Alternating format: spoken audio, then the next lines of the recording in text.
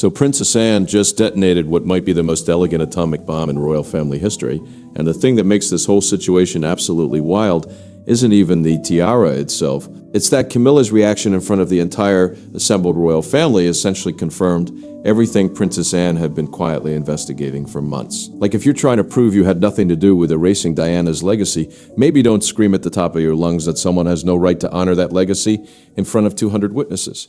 That's where this whole thing gets genuinely unhinged. Before we get into the details, though, make sure to subscribe to Crown Watch so you don't miss any updates on this story. Okay, let's break this down.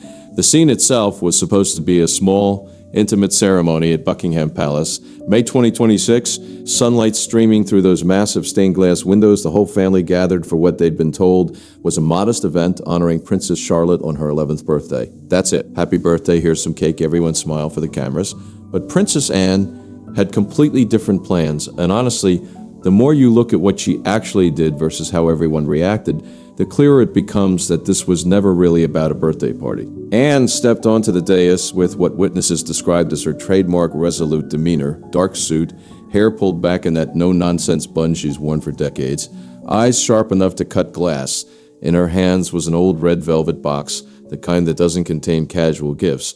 Next to her stood 11-year-old Princess Charlotte in a white dress, golden blonde hair, those unmistakable Spencer features that everyone immediately recognizes as Diana's. The entire hall went silent, and then Anne spoke. She didn't hedge. She didn't soften it with diplomatic language. She declared in front of the entire family in the royal household that she was bestowing upon Princess Charlotte what she called the Diana honorific title. Her exact words were that Charlotte would be the inheritor of the spirit of compassion, courage, and closeness to the people that her grandmother once represented. And then she opened that red velvet box and revealed a tiara. This wasn't just any tiara. This was a piece intimately connected to Diana, one she'd worn during her most meaningful charity tours, the kind of events where she was photographed holding children affected by landmines or sitting with AIDS patients at a time when the stigma around that disease was still crushing. This tiara carried the weight of everything Diana represented during her public life, the warmth, the humanitarian work, and also the silent pain that the public had witnessed throughout her marriage and divorce. Anne placed it in Charlotte's hands and said it would serve as a reminder that Diana's legacy lives on within the family. Now, scattered applause broke out, mixed with what multiple sources describe as astonished whispers spreading through the hall. Kate gripped William's hand so tightly her knuckles went white, trying to maintain a composed smile while her eyes showed clear surprise. King Charles sat in the center with this incredibly complex expression, like a man who couldn't decide whether he was moved by the tribute to his late ex-wife or absolutely terrified of what was about to happen next. And then what happened next happened. Camilla shot up from her seat. The chair actually creaked behind her from the force of it. Her face went red, not with emotion, not with tears, but with what witnesses describe as an uncontrollable explosion of rage. Her voice cut through the solemn atmosphere, and I mean cut, shrill and sharp enough that people physically flinched. She yelled that it was completely unacceptable, that Anne had no right to decide this on her own, and that she demanded it be canceled immediately. Then she said the tiara does not belong to anyone in this young generation. That sentence right there is where Camilla may have accidentally revealed more than she intended. Because the question that immediately follows is, why doesn't it belong to this generation? Who exactly does Camilla think it belongs to? And why is she so viscerally enraged by the idea of Diana's granddaughter receiving a piece of jewelry connected to her grandmother's charitable work? The intensity of that reaction doesn't match the surface-level objection. If this was really just about protocol, about Anne not going through the proper channels or not consulting the Queen Consort before making a decision, you'd expect irritation, maybe a frosty statement later, some passive-aggressive comments to the press. You wouldn't expect someone to lose control in front of hundreds of people, pointing and trembling and shouting about how Diana is gone and everyone needs to look toward the future instead of digging up the painful past. That's not a protocol objection. That's panic, and here's the thing that makes Anne's response so fascinating. She didn't react. She stood completely motionless, unfazed, looking at Camilla with cold, resolute eyes. The corner of her mouth lifted slightly in what multiple people describe as a faint smile that almost no one noticed. That smile is everything. That's not the smile of someone who just got publicly attacked. That's the smile of someone who has been waiting for exactly this reaction, who set a trap and watched the target walk directly into it. William, standing nearby, reportedly felt his heart pounding because he realized in that moment that this was never just a ceremony. his aunt was doing something much bigger than honoring his daughter.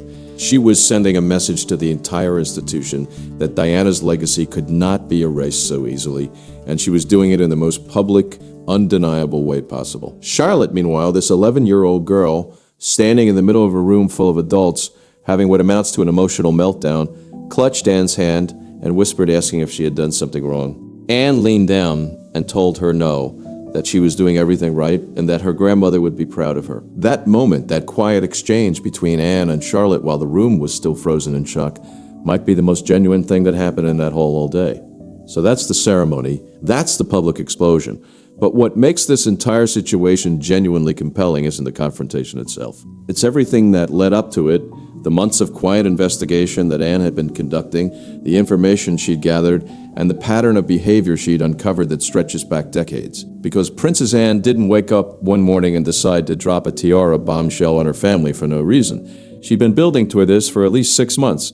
After the ceremony ended and the press started flooding the news with headlines about the confrontation, Anne returned to her private quarters at Buckingham Palace. She sat down in an old armchair, let out a deep sigh, and told her longtime assistant something that reveals exactly how calculated this all was.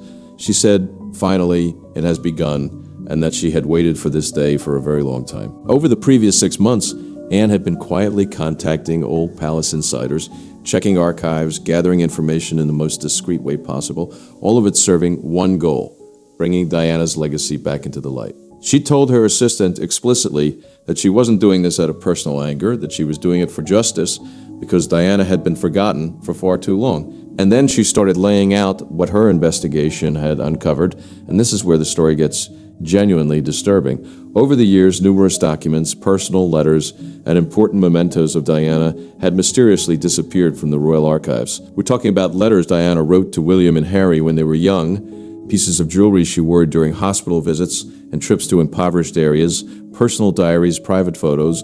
All of it vanished without a trace. And checked the archive records and found that many files were clearly documented as existing in 1998, again in 2005, and even as late as 2012. But when she checked recently, they were completely gone. No transfer records, no explanations, no paper trail showing where anything went. Just emptiness where important historical documents used to be. That's not an accident. Archives don't just lose things, especially not royal archives that are meticulously cataloged and maintained. And the specific items that went missing, letters from Diana to her sons, jewelry from her charity work, personal diaries, these aren't random documents that someone might have misfiled. These are the items that would paint the fullest picture of who Diana was as a person and what she meant to the public. Anne's conclusion was blunt. Someone deliberately tried to erase Diana's influence, to turn her into a sad chapter in royal history, just an unhappy wife, rather than a symbol of compassion and courage that inspired millions of people. Anne stood by the window looking out at the dark garden and recalled her relationship with Diana. It had been complex. They weren't best friends, but there was always mutual respect. Diana had dared to speak out about landmines, about AIDS, about the world's poorest children. She had brought light to genuinely dark places. And after her death, Anne believed someone wanted to completely extinguish that flame. Now, at this point, Anne didn't have concrete evidence naming anyone specifically. She told her assistant she could feel it, that this wasn't the action of one person, but a system maintained for many years, and that she would not allow it to continue. William showed up at her door shortly after, still in his suit from the ceremony, worried about the uproar, and asking if she really thought this was reasonable. Anne looked at him and said something that cuts to the heart of this entire situation. She told him that he was Diana's son, that he understood better than anyone what she endured because of Camilla, and that if they didn't stand up to protect her legacy now, Charlotte and future grandchildren would only know their grandmother through edited stories. She said she didn't want history to repeat the same mistakes. William didn't argue. He stood there silently for a long time, feeling the still raw pain within the family, but he didn't oppose his aunt. He just nodded and left. That conversation matters because it shows that this isn't just Anne on a crusade. William, Diana's eldest son, the future king, heard his aunt's reasoning and couldn't bring himself to disagree. The pain is still there, decades later, and the idea that someone has been systematically erasing his mother's memory clearly resonates with him on a level that overrides concerns about family unity or public scandal. But where did Anne's suspicions actually start? What turned this from a vague sense that something was wrong into a focused investigation with specific targets. That traces back to a meeting several months before the ceremony, and this meeting is where the story shifts from suspicion to something much more concrete. It was a drizzly afternoon at a quiet house on the outskirts of London. Anne arrived alone, wearing a wide-brimmed hat and a dark coat to avoid recognition. The man waiting for her was in his late 70s, white hair slightly hunched from age and decades of palace service. His name was Robert Harrington, and he had served as a butler to Princess Diana for more than 10 years. When Anne sat down, he looked around carefully before speaking, his voice hoarse and cautious.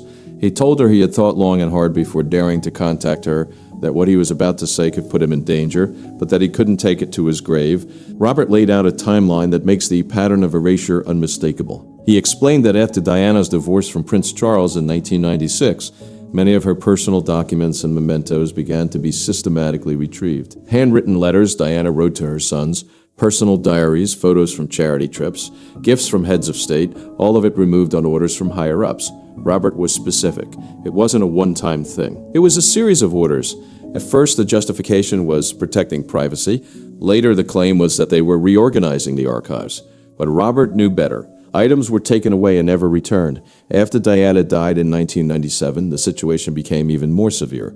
Staff members who had worked closely with Diana and knew too much began to be transferred to other positions or quietly forced to resign under vague pretexts. Some were indirectly threatened, told that if they spoke about what they had seen, their careers and reputations would be destroyed. Robert was lucky to stay longer because he knew how to stay silent, but he told Anne his conscience had tormented him for 20 years. Anne listened without interrupting, and her face gradually hardened. She could sense the genuine fear in this elderly man's voice. He didn't have physical evidence, but his account was extremely logical and detailed, matching the irregularities Anne had long suspected, and Robert was direct about who he believed was responsible. He suspected Camilla was involved.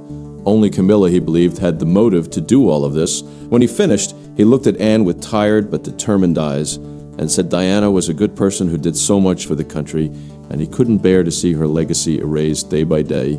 She deserved to be remembered as a symbol, not merely a tragedy. Anne held his hand and promised she would not let what he told her be in vain. That meeting was the turning point. Anne realized this wasn't the impulsive action of one individual. It was a years-long systematic campaign to diminish Diana's image and influence within the royal family. From that day forward, Anne began acting more decisively, gathering more information, contacting additional former witnesses, making long-term plans. She understood that words alone wouldn't be enough. There had to be concrete, powerful, public action to change the situation. That was exactly why she decided to organize the tiara ceremony for Charlotte. She wanted to present Diana's granddaughter to the public as a living symbol of the values Diana had represented. And she knew the decision would cause turmoil, but after hearing Robert's words, she was convinced that if she did nothing now, Diana's legacy would be buried in darkness forever. Now, while Anne was building her case, Camilla was not sitting idle. After the ceremony, the atmosphere inside Buckingham Palace became stifling.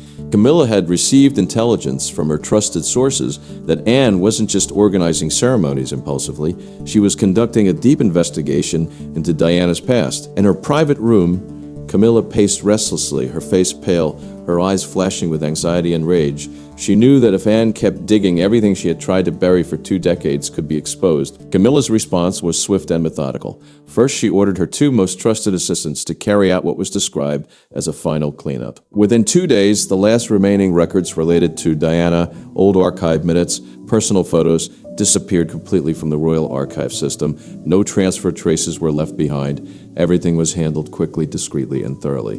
Next, she moved to warning tactics.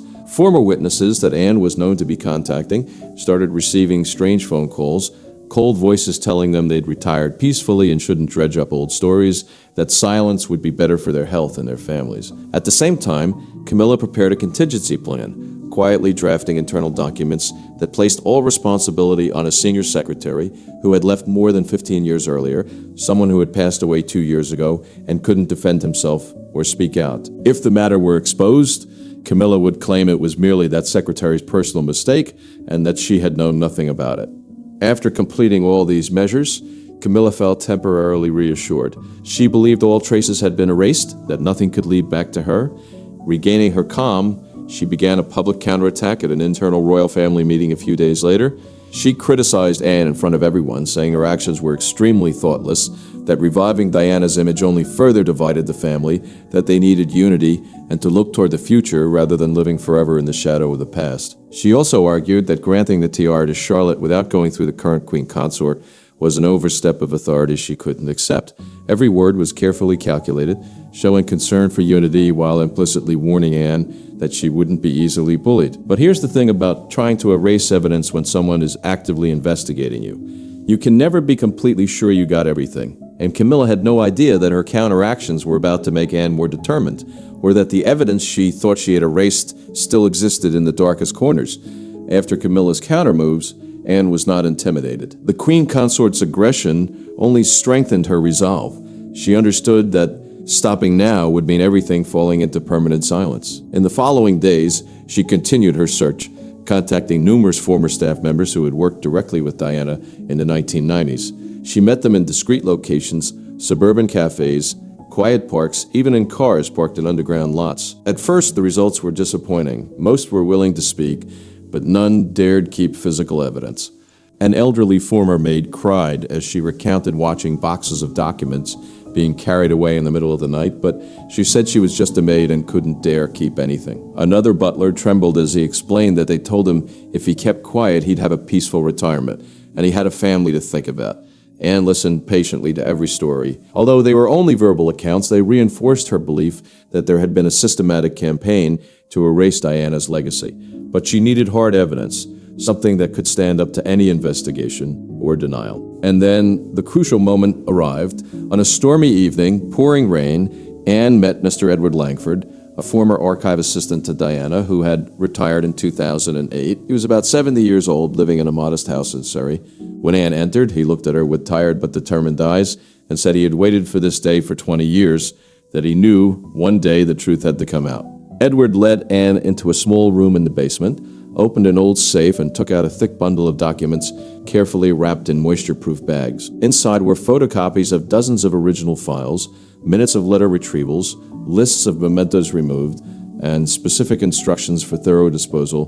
But the most important item was a small black USB drive. Edward explained that he had secretly recorded a meeting in 2005 when he was still working in the archives.